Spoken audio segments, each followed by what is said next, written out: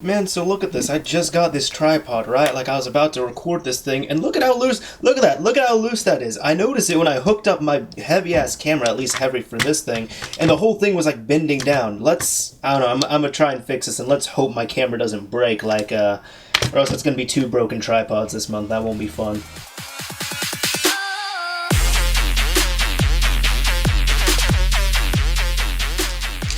Alright, so I've been having some trouble sleeping recently, right? It's been kind of annoying because it's like literally I'm up at like 2 in the morning when I have work later on and I'm still completely wired. So I tried melatonin for the first time last night and I'm okay now, but seriously, it knocked me out by like 10:30 at night and I was still drowsy until like 4 p.m. today. I think I'm just real sensitive to this. I don't know, but not fun being super drowsy at work. Okay, but on the real, we're not gonna be talking about, tripods or any type of sleep aid or anything of the sort. We are going to be talking about FTC disclosure and why it is important, why it's been big here on YouTube. Now, for anyone that hasn't really followed it too recently, it's come up quite a bit because with this whole Counter-Strike Global Offensive type of controversy between a few YouTubers, it's been revealed that there's been some shady backdoor stuff going on with people really essentially owning websites, like owning CSGO websites and doing promotion for them and not properly disclosing that they had a relationship with the site owners or they in fact were the site owners. And that is where FTC regulations and all these guidelines and disclosure come into play. Now, first off, you might be asking, what is FTC disclosure and why is it important? It is when you have if you receive any type of money, any type of compensation, or you get something for free, and really, in general, just have a type of exchange with a publisher or a developer or a creator or site owner of some kind where you receive a product from them and you have some type of deal or you have to do a promotion for them and you have a relationship with them. In short, if you have any type of relationship outside of the buyer-seller agreement, then that means you're going to have to disclose that. So by that I mean, for example, if I go to a store and let's say I purchase a microphone from there, that's it. I don't have to say anything. I went out, I bought it with my own money, I don't have to say that. So I could either choose to say I bought it with my own money, or I can choose to say nothing, and it's fine. While as let's say if I go somewhere and I get a microphone for free, either from a store of some kind, or if I end up getting it from the people who create it themselves, then at that point I have to disclose that I had a relationship to either get that for free with the store owners of some kind, like through a promotion or whatever, or if I end up getting it from the actual people themselves who have developed and sold the microphone. Now, the reason why this is so important is because that can influence the person who is creating that review, creating the video, and it can also, influence everyone else on there who is watching it or reading the blog or whatever it is. Because then the problem is you have a lot of people that also lie about it or might smudge the facts. Like, for example, some person might say, oh, hey, this product is great, this is awesome, and they might even lie at that point and say, I paid for this and I think it's totally worth the money, when in fact they didn't. They might be completely swayed off the course because they end up getting it for free, or maybe it's even in their agreement where they can't say anything negative about it. And then at that point you really just have to trust that person's integrity. Now that also brings in a whole other thing of when is it appropriate and where is it appropriate to show a type of disclosure. So here on YouTube, if you have anything such as a review where you got something for free, you didn't exchange with a company, or you even did anything of the sort, like for example you have a referral link or an affiliate link of some kind, you have to not only disclose that somewhere, but you also have to end up checking a checkbox in the advanced section which says yes, this was a type of paid promotion or it was some type of other promotion, and you have to check that to verify that yes, this is all good. Now if you check that, YouTube knows that, but your audience doesn't know it, so you have to let them know, either clearly in the description, not have it be all vague and void and have it hidden somewhere, or you need to have it in the video itself. Even both would be good. Now there's also a lot of people that are completely against that and they say, oh, people should just buy their own stuff and everything else like that, and I kind of disagree, honestly. I'm actually okay with this as long as it is properly disclosed, and the reason being is that imagine if somebody is reviewing a really nice video card and they know how to do it and they're really technical about it and they're professional and they are able to give you a true unbiased review, but they don't have the money to spend on that video card. Now let's say AMD or whoever else comes in and they make a deal and they say, hey, listen, we'll give you this video card for free and you can keep it, you just have to make a review for us. We're not going to put any restrictions on the review. You can say whatever the hell you want to. It doesn't matter. If you hate the product, let us know. If you love it, let us know as well. But we'll give this to you for free. You make a review. That's it. End of story. At that point, that person has to make a disclosure agreement, and they also have to show it on camera or on screen or in the description, wherever it is. They have to let you know somehow clearly that they had a relationship with that person and with that company right there, and then they can probably make a pretty nice review based on that. Now then, again, this also brings up the issue of integrity, because you have to make sure you trust that person, because that person can also just completely lie about it and smudge a few things and say, oh yeah, you know, I didn't have any issues with it, or this didn't happen, or anything of the sort, and then you find out there's a bunch of known defects with it, and they were really obvious from the get-go, but that person just conveniently never mentioned them because, oh wait, they got the product for free. So really at that point, then it becomes really hard, and that is why a lot of people are upset with, you know, the whole FTC disclosure, and they don't want to hear about people, and they don't want people receiving these types of things from companies, because I'm sure so many people have been burned from others who have made these types of reviews and videos where they just give a product every single praise under the sun, and then you find out the product's actually not really that good, and they really overhyped it because they were paid from the company or they got it for free depending on what it was. Even this thing right here, like, look at this. I got this chair, like, I didn't get it for free. I went out and I paid for it with my own money, and I actually did a review on it, and I stand by that review. And there were some people that were saying, oh, this review is great because you actually went out and paid for it. You weren't paid for this review or anything of the sort. And I kind of said to that, like, well, you know, it's kind of, again, a integrity thing. Like, you have to be sure that person is actually a truth teller and that you can trust what they're saying. Because honestly, for me, if I got this for free or I went out and paid for this, I probably would have given it the same review. And that review was, in case you haven't seen it, this chair's $300. I mean, it's a cool looking chair, it's a good chair, but I don't know, I expected a lot more for $300. Like, I would probably pay like $150, $200 for this chair and be okay with it, but $300, it's like, you know, it is what it is. I already paid for it. Yeah. I also found it funny when there was one time I actually did a comparison over 3 different Blue microphones, so I love Blue personally.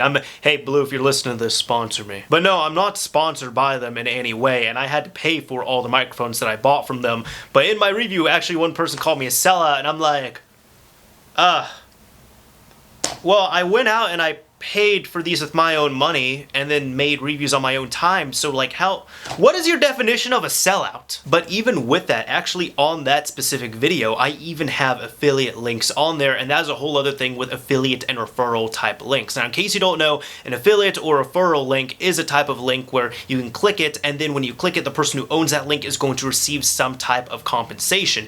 Now, from what I've seen, and really it's mostly been confirmed on here, you can actually have those links on YouTube. Now, another thing where it kind of gets a little bit murky is, let's say you go out and you buy a product, but you put a type of affiliate link in the description or somewhere where users can go out and purchase that, and you will make a bit of commission off of that. Well, that's actually okay as well too. Again, you just have to disclose it, and you have to disclose it clearly. For example, if you say, buy this product here, and you put your affiliate link, that's not good. That's legal, because somebody is clicking that and you're going to be gaining off that, and they have no idea and you didn't disclose it. If you say, buy this product here, put the link, and then way down somewhere else but on the same page, you say it's an affiliate link, that's not good either, because even though you stated that's an affiliate link, that is hugely misleading, and you're still going to have a lot of people that aren't going to scroll down to the bottom of a page and find out it's an affiliate link. That just becomes misleading right there, and that's kind of false advertising in a way. Now, the proper way you have to do it is you say, buy this thing right here, you mention it's an affiliate or referral link, and then you put the link, because you see, when a user goes over there, they have to see that, yes, this is the product, this is a referral or affiliate link, and then they can choose to click it. So therefore, I myself, if I decide to see a review and I'm like, well, I don't really want to support this person, they have an affiliate link down there, I'm not going to click it. Of course, there's going to be some people that, you know, they click first, read second, but still, you have at least disclosed it there appropriately. You didn't hide it, and you didn't take it completely off the page. On YouTube, there's also a section in the advanced section when you edit or upload a video where you can check a box that says, yes, this is paid promotion, or it's some type of thing where I have a relationship where I'm able to get money, or I got this for free, or whatever the hell it is. You have to check that box. Some people might say, okay, checking that box is enough, and it's actually not enough, because when you check that box, you're letting YouTube know that you have that type of relationship, but you are not letting people know in the video or in the description. So therefore, you still have to publicly acknowledge it. Now, the thing that most people don't like about paid promotion is probably because they've been burned at one point by somebody who has just kind of shilled out, where they end up getting a product for free, or they're getting paid for a product and they give it a really, really awesome review, and they actually end up leaving out a bunch of details, and they lied about it, and they might not have even mentioned that they had a relationship with the type of people, because that makes a big difference as well too. And even I myself, I kind of gravitate towards it a little bit, but as I said, even though you have to trust the person that you are going to be watching or reading from, there are going to be people who are going to completely lie and make up things, and that's happened with a lot of other people as well too. They might, you know, make reviews for games where they got them for free from publishers and developers, and they didn't disclose that, and maybe because of that they probably got paid on the side or something, we don't know, but they could have gotten paid. They could have just said really, really awesome things, and then you go out, you get the game, and it completely sucks. And then you find out later on through some type of scandal that, oh, this person was paid, and maybe in their contract it said you can't mention these things. Again, that's really not making it clear, and if somebody takes something like that, that shows a bunch of integrity too. If somebody takes something like that, like for example, let's say you decide to do a review of a game or a product, and it says in there you can't talk about anything negative. Well, what kind of review is that? When I see a review, I expect to know the positives and the negatives, and if I should get it or not, and if it is worth it. If I hear a review that's only positives and nothing negative at all, I'm gonna be kind of suspicious of that. Now, even my last point on here, I kind of wanted to talk about, you know, the whole CSGO type thing that was going on with FTC disclosure. Just ignore the fact if you like or dislike the people that are involved. Ignore the fact that it could be underage illegal gambling. The fact, one of the things in there was the whole FTC disclosure type thing. Now, there were several YouTubers who ended up either owning CSGO type sites, like CSGO gambling sites, and they were making videos on them, or they might have been paid off by CSGO gambling sites to end up making rigged type videos, where in return they end up getting a few valuable skins off that. Not only that was completely misleading, because again, a rigged review, let's say, hey, we're going to guarantee that when you play you're going to get these things, that's completely rigged right there. And that was not disclosed at all. It wasn't, there was no agreement that was shown publicly, hey, to do this review, I end up getting these things, or to do this video, I got these things. And again, if you own the website, again, these people had relationships with these websites, and they did not say them out loud. Now, what one person, Timar, ended up doing was he said, hey, yes, I am the owner of CSGO WoW, but he lied several times about it. First, he said I was an owner later on. It was proven that he was in fact the owner from the beginning. Then he also said I properly disclosed everything. He actually ended up going in later and editing everything as well too, after he got caught with the fact. And then the other thing he did wrong was, again, he made no disclosure at all ever. He never ever made a disclosure that, yes, I am the owner of this website, or I have a stake in this website. And he flat out lied about that as well too. As I said, he said later on, I own the website later on after it was established. Found out he was one of the people who established the website. Then he also said, and this kind of comes to the FTC thing where you cannot mislead people. He had said all of the records were public knowledge. And yes, that is true. At any time, anyone could have looked up to see who the owner of that website was. But still, at that point, it's like, yes, he is making a video, yes, he owns the website, but nowhere in the video that you're watching or the description that you're looking at does he mention that he is the owner of the website. So therefore, most likely you are not going to be like, I wonder who owns that website. Let me just look that up real quick. So really at that point it was shown you had liars, you had manipulators, and you also had people who just were not disclosing the proper things on there. And it was misleading a ton of other people, because since everything was rigged, you know, he was making videos showing, look how many thousands of dollars I made on here, and he was the one who was controlling the flow of everything in his videos because he had access to everything on the back end. So look, at the end of this, people who get products for free or as reviews from companies, not all of them are going to be bad, but unfortunately it's going to be the actions of a few people are going to kind of affect the actions of many. If you go out and you buy something on your own and you do a review on it, that's fine. If you go out and you have a relationship with a company and you get something for free and then you end up doing a review or videos about it or blogs about it, that's fine as well too. Now, if you do that same thing except you don't disclose it at all and you end up lying and fabricating information, or you do just one of the two, you're the reason why that people end up frowning upon stuff like this. And my camera died right after making that point. Fantastic. But point is, what I'm trying to make here is that really, maybe the best way you can safeguard yourself is you just need to learn what places would be reputable and which ones will not be. Because even let's take this whole FTC guideline thing out of there. There's people that have different opinions and people are going to think of different things. Like for example, when I was younger, I used to read Electronic Gaming Monthly.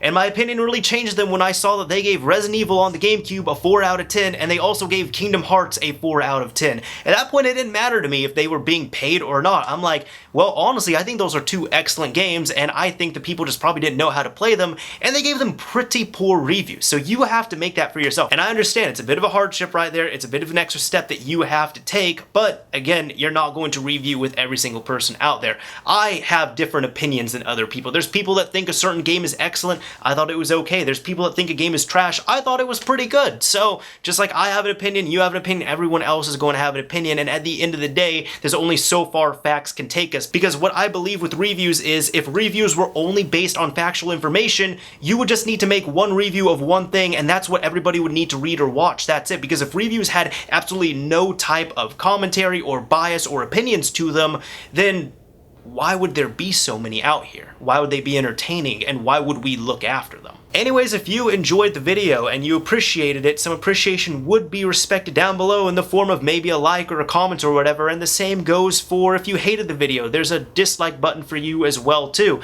And you know what the best part about it is? Since that has nothing to do with me getting paid or anything of the sort, and I don't have a relationship where I have to have a certain amount of likes or dislikes or whatever with any type of company, I don't have to disclose anything like that. So don't have to worry about the FTC getting involved with that aspect at least. Anyways, this is Mr. Mario signing off. Thank you all for watching, everyone.